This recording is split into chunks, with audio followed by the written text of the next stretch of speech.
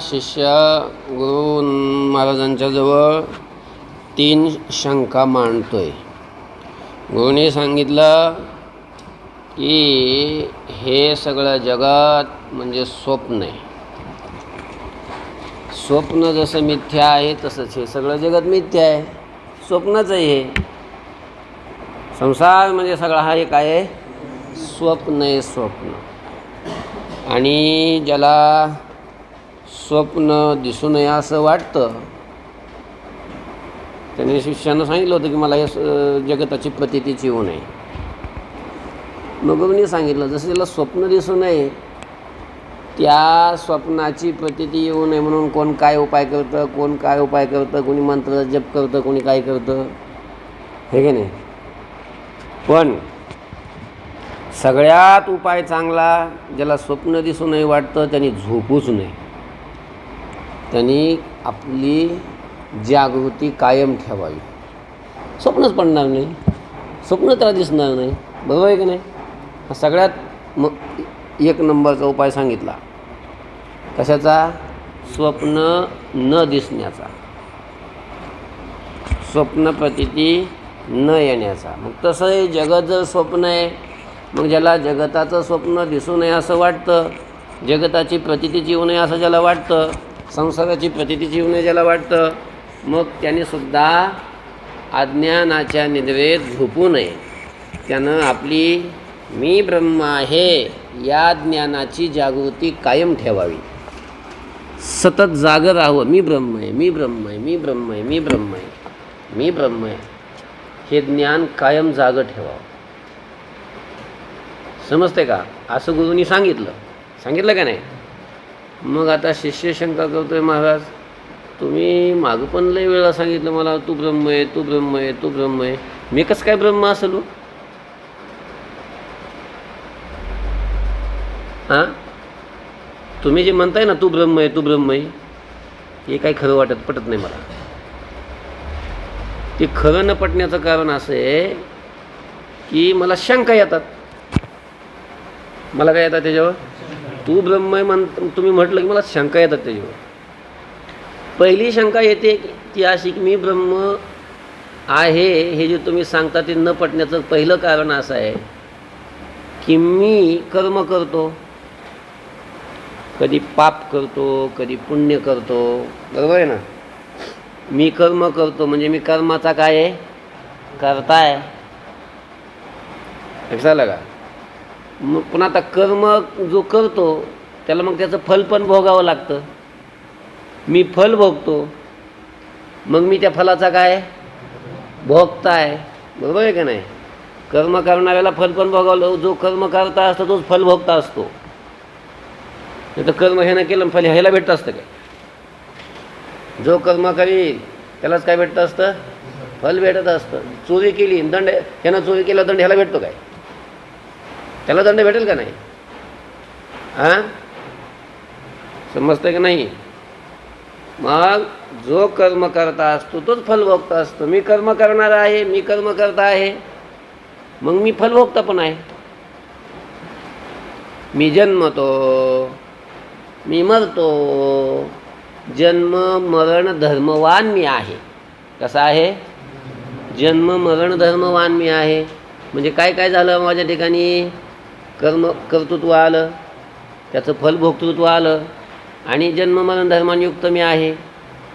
एवढ्या तर 3 गोष्टी आल्या का नाही. आता ब्रह्माच्या ठिकाणी आहेत का बघा बरं. ब्रह्म कर्माचा करता आहे का? ब्रह्माच्या ठिकाणी कर्तृत्व आहे का? नाही. ते ब्रह्म काही करीत नाही, कुठलंच कर्म करीत नाही. बरं त्याला काय आता कर्मच करीत नसलं त्याला फल भोगतं आहे का ब्रह्माला? ब्रह्माला फल भोग त्याला कधी मुळव्या झाला का? कर्मामुळं, समजा पापामुळं. हां, सर्दी झाली की त्याला? बरं त्याला पोरगं तरी झालं का? काहीच होत नाही त्याला. म्हणजे त्याला फल काही प्राप्त होत नाही त्याला. म्हणजे ते फलाचा भोगता नाही. कोण? ब्रह्म. म्हणजे कर्म कर्तृत्वही ब्रह्माच्या ठिकाणी नाही, फल भोक्तृत्वही ब्रह्माच्या ठिकाणी नाही. आणि मी जसा जन्म मरण धर्मवान आहे तसं ब्रह्म जन्म आणि मरण या धर्मांयुक्त आहे का? नाही. जन्म मरण धर्माने रहित आहे ते. म्हणजे माझ्या ठिकाणी जे धर्म आहेत त्याच्या विरुद्ध धर्माने ब्रह्मयुक्त आहे, मग मी ब्रह्म कसं काय होईल? माझं ब्रह्म अशा ऐक्य कसं काय असू शकेल? याचं उत्तर तुम्हाला मागं सांगितलेलं आहे. काय? अरे तुझ्याच ठिकाणी सुद्धा ते धर्म नाहीच आहेत. तुझ्या ठिकाणी प्रतीतीला येणारे कर्तृत्व, भोक्तृत्व, जन्म मरण धर्मानियुक्त असणं हे तुझ्या ठिकाणी नाहीच आहे, असं तुमच्याचं उत्तर मला सांगितलेलंही आहे. पण जरी माझ्या ठिकाणी नसलं, पण माझ्या ठिकाणी त्याची प्रतीती तर आहे ना. मी कर्म करता आहे असं मला प्रतीतीला येते, मी भोगता आहे असं मला प्रतीतीला येते, मी जन्म मरण धर्मानियुक्त आहे असं मला प्रतीतीला येते. ब्रह्म येते तसं प्रतीतीला नाही येत. मग एवढा तरी फरक राहणारच आहे का नाही? म्हणून जीव आणि ब्रह्म म्हणजे मी आणि ब्रह्म एक असू शकत नाही. कसं काय एक असू शकत? मग कसं काय मी ब्रह्म असं करायचं? तुम्ही हे करायचं, तुम्ही सांगताय की तू ब्रह्म आहे. पहिली शंका लक्षात आली का? जीवामध्ये आणि ब्रह्मामध्ये विरुद्ध धर्म आहेत आणि त्यामुळं जीवाचा आणि ब्रह्माचं ऐक्य मला पटत नाही. लक्षात आलं का? जीव कर्तृत्व भोक्तृत्वाने युक्त आहे, जन्म मरण धर्मवान आहे, आणि ब्रह्म कर्तृत्व भोक्तृत्वानं रहित आहे आणि जन्म मरण धर्मानं रहित अशा प्रकारचं आहे. त्यामुळं जीव ब्रह्म असू शकत नाही, अशी ही शिष्यानं पहिली शंका केली. शंका जना ठेवा, नंतर एका शंकेचं समाधान पुढं होणार आहे आपलं. शंका 3 मांडल्यात शिष्यानं आणि ह्या 3 शंका आता नीट ध्यानात ठेवा. पहिली शंका लक्षात आली. आता दुसरी शंका अशी केली शिष्यानं, नीट लक्षात घ्या. पुस्तकात नका बघू हे ढोल्या, अगोदर माझ्याकडे बघायचं, नंतर पुस्तकात बघायचं. दुसरी शंका अशी केली, ती अशी आहे, तो शिष्य म्हणतो, गुरु महाराज मी ब्रह्म आहे असं मला पटत नाही, असा माझा निश्चय होत नाही. त्याचं अजून एक कारण आहे. कोणतं कारण आहे? तर वेदामध्ये असं वर्णन आहे की एक वृक्ष आहे, बुद्धिरूपी वृक्ष. कोणता वृक्ष? बुद्धिरूपी वृक्ष आहे, आणि त्या बुद्धिरूपी वृक्षावर 2 पक्षी बसलेले आहेत. किती पक्षी आहेत? 2 पक्षी आहेत. लक्षामध्ये त्या पक्षापैकी एक पक्षी फलाचा भोगताय, तो फल भोगतो. काय करतो? तो फल भोगतो. आणि दुसरा जो पक्षी आहे तो पक्षी काही करीत नाही, कोणतंच फल भोगीत नाही. मग फक्त दुसऱ्याचा तो फक्त प्रकाशक आहे. काय? फक्त प्रकाशक आहे, असं वर्णन आहे वेदामध्ये. मग आता ते बुद्धिरूपी वृक्षावर बसलेले 2 पक्षी नेमके कोणते आहेत? तर त्याचं उत्तर असं आहे, एक आहे पक्षी फल भोगणारा, तो जीव आहे, तो जीवरूपी पक्षी आहे. आणि दुसरा जो पक्षी आहे की जो फल भोगत नाही, फक्त त्याचा काय? फक्त प्रकाशक आहे, असंग अशा प्रकारचा तो पक्षी आहे, त्याचा कोणाशी संबंध नाही. तो फक्त प्रकाशक आहे, ज्ञानस्वरूप आहे, प्रकाशन करणारा आहे. असा दुसरा पक्षी म्हणजे ते ब्रह्म आहे. म्हणजेच ते कोण आहे? ब्रह्म आहे. मग मला सांगा, एक पक्षी जर फल भोगणारा असेल आणि तो जीव असेल, आणि दुसरा जर फल न भोगणारा आहे, फक्त प्रकाशक आहे, तर मग ह्या दोघांचं ऐक्य होईल का? होईल का ऐक्य? होऊ शकत नाही. एक फल भोगता नाही आहे, एक फल भोगणार आहे. लक्षात आलं का? आणि एक फक्त प्रकाशक आहे, असंग आहे. मग असंग असणाऱ्या, प्रकाशक असणाऱ्या त्या पक्षाचं फल भोगणाऱ्या पक्षाचे ऐक्य होईल का? होऊ शकत नाही. म्हणून जीवाचं आणि ब्रह्माचं ऐक्य असू शकत नाही, अशी दुसरी शंका केली. कुणी? शिष्याने. अलग लक्षामध्ये काय लक्षात आले का? वेदामध्ये असं वर्णन आहे की एका बुद्धिरूपी वृक्षाच्या ठिकाणी 2 पक्षी बसलेले आहेत. त्या 2 पक्षापैकी एक फल भोगणारा आहे आणि एक फल न भोगता केवळ प्रकाशक आहे, असं वर्णन केलेलं आहे. आणि तो फल भोगणारा पक्षी म्हणजे जीव आहे, आणि फक्त प्रकाशन करणारा, असंग असणारा, फल न भोगणारा अशा प्रकारचा जो पक्षी आहे तो म्हणजे ब्रह्म आहे. म्हणून फल भोगणाऱ्या पक्षाशी फल न भोगणाऱ्या पक्षाचं, असंग असणाऱ्या पक्षाचं, केवळ प्रकाशक असणाऱ्या पक्षाचं ऐक्य होईल का? होत नाही. म्हणजे जीवाचं आणि ब्रह्माचं ऐक्य होत नाही असं मला वाटतंय. ही दुसरी शंका. लक्षात आलं का? आणि तिसरी शंका ध्यानात आल्या का? दोन्ही पटल्या का? चांगल्या लक्षात राहिल्या का? आता तिसरी एक शंका आहे. काय तिसरी शंका? तिसरी शंका अशी आहे की वेदामध्ये खूप खूप ठिकाणी उपासना प्रतिपादन केलेली आहे. काय केलेली आहे? उपासना प्रतिपादन केलेली आहे. ती उपासना ब्रह्माची सांगितलेली आहे. कोणाची? कर्मही प्रतिपादन केलं, उपासनाही प्रतिपादन केली आहे की नाही? आता जर ब्रह्माची उपासना प्रतिपादन केलेली आहे वेदामध्ये, मग मला सांगा उपासना जी असते ही भेदात असते का अभेदात असते? भेदात असते का अभेदात असते? काय समजत नाही हो तुम्ही काय म्हणताय. एक लक्षात घ्या. आता समजा पांडुरंग आहे, मग पांडुरंगाची पूजा तो स्वतःच करतो, पांडुरंगच करतो. पांडुरंगाहून भिन्न आहे का भिन्न आहे सांगा? पांडुरंगाहून वेगळा का कसा आहे? पांडुरंगाचा पांडुरंगाशी भेद आहे का अभेद आहे? अभेद आहे. मग पांडुरंगाशी ज्याचा अभेद आहे असा जो पांडुरंग, तो त्याची पूजा करू शकतो का? करत नाही. त्याची पूजा करणारे कोण असतात? त्याच्याहून भिन्न असणारे दुसरे, त्याचे पुजारी, त्याचे भक्त, त्याचे उपासक. बरोबर आहे की नाही?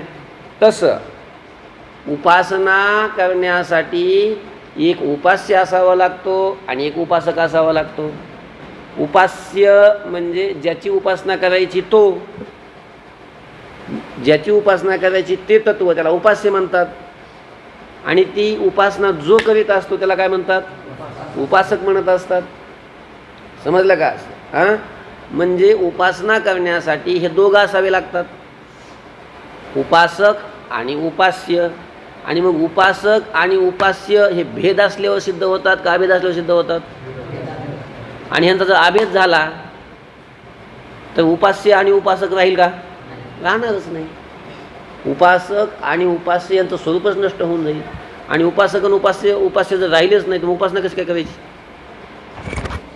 समजते का? नाही समजू लागलं? अरे आता मी ब्रह्मय म्हटल्यानंतर, मी म्हणजे जीव, आणि मी ब्रह्मय म्हटल्यानंतर जीवाचा ब्रह्माशी काय व्हायला लागला? अभेद व्हायला लागला. आलं लक्षामध्ये? मग उपासकही राहत नाही, उपास्यही राहत नाही, दोघं राहत नाहीत. कुणाचाही कुणाशी अभेद केला, जीवाचाही ब्रह्माशी अभेद केला तरीही उपासना घडणार नाही, आणि ब्रह्माचा जीवाशी अभेद केला तरीही उपासना घडणार नाही. समजा जीव म्हणजे उपासक आहे, जीव म्हणजे काय? उपासक आहे. जर जीवाचा ब्रह्माशी अभेद केला, काय केला? जीवाला ब्रह्मात घातलं, ब्रह्माशी एकरूप केलं, ब्रह्म राहील, जीव राहील का? काय राहील? ब्रह्म राहील, जीव राहील का? म्हणजे जीवाचं स्वरूप ब्रह्मरूप होऊन जाईल ना. लक्षात आलं का? मग उपासकच राहणार नाही. मग उपासना करायची कुणी? लक्षात आलं का? मग उपासक वेगळा पाहिजे का नाही? आता उपासकच नाही राहिला, उपासना करायची कुणी? मग एक काम करा, जर जीवाला ब्रह्मरूप केलं, जर ब्रह्मात घातलं तर उपासकच राहत नाही, आहे का नाही? फक्त ब्रह्मच राहतं. मग उपासना घडणार नाही. एक काम करा ना, त्याच्यापेक्षा जीवाला ब्रह्मरूप करण्यापेक्षा ब्रह्माला जीवरूप करा ना. दोघात असा अभेद, तिकडं असं तिकडं अभेद करण्यापेक्षा तिकडून इकडं असा करायचा. ब्रह्माला जीव स्वरूप करायचं. मग आता ब्रह्मजीव स्वरूप झालं, आता काय राहिलं कोण? अरे ब्रह्माचा जीवात अंतर्भाव केला, आता जीव राहिला, ब्रह्म राहिलं का? मग उपासना कोणाची करायची? ब्रह्म राहिलं, ज्याची उपासना करायची तेच नाही राहिलं. लक्षात आलं का? म्हणजे जीवाचा ब्रह्माशी अंतर्भाव केला तर मग उपासक राहत नाही, म्हणून उपासना घडणार नाही. ब्रह्माचा जीवात अंतर्भाव केला तर उपास्यच राहत नाही, तरी उपासना घडणार नाही. मग आता उपासना करायची कोणाची? पूजा करायची कोणाची? ध्यान करायचं कोणाचं? जे ध्यान करायचं ते तर आता ध्यान करण्यास सोपं झालं ना, समजतं आहे का? म्हणून उपासनाच घडणार नाही. ती उपासना तर वेदानं सांगितली. उपासना कोणी सांगितली? वेदानं सांगितली. आणि ती उपासना घडणार नाही जर जीव ब्रह्माचा अभेद मानला तर. म्हणून वेद ज्या अर्थी उपासना प्रतिपादन करतो आणि उपासना ही भेदात असू शकते, अभेदात नाही. म्हणून जीव आणि ब्रह्माचा या उपासना वचनावरून, उपासना प्रतिपादक वचनावरून जीव ब्रह्माचा भेद सिद्ध होतोय, अभेद सिद्ध होत नाही, असं शिष्य म्हणतोय. लक्षात आलं का? नाही लक्षात आलं? हां, किती शंका केल्या? तिन्ही शंका लक्षात आल्या का? सगळ्यांचे लक्षात आले का? बघा आता, महाराज तुझा आत्मा सच्चिदानंद ब्रह्मरूप आहे असं आपण वरचेवर सांगून आत्म्याचं ब्रह्मरूपानं ज्ञान झालं तर संसार दुःख निवृत्त होणार. सांगितलं का नाही असं? तुला जर मी ब्रह्मरूप आहे असं ज्ञान झालं, तू जाणलं स्वतःला की मी ब्रह्म आहे, तर तुझं संसार दुःख काय होईल? निवृत्त होणार. त्याच्याशिवाय निवृत्त होणार नाही, याला दुसरा उपायच नाही असं तुम्ही मला सांगताय, पुन्हा पुन्हा सांगताय, वारंवार सांगताय. पण मी ब्रह्मरूप आहे असा माझा निश्चय होतच नाही. हो,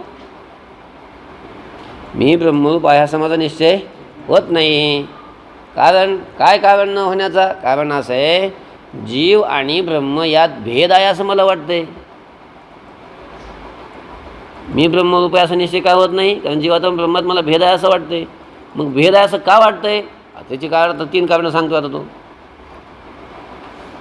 मी पुण्य पापाचा कर्ता आहे, संसार दुःखाचा भोगता आहे, जन्म मरणादी धर्मवान असून संसार निवृत्तीची मला इच्छा आहे.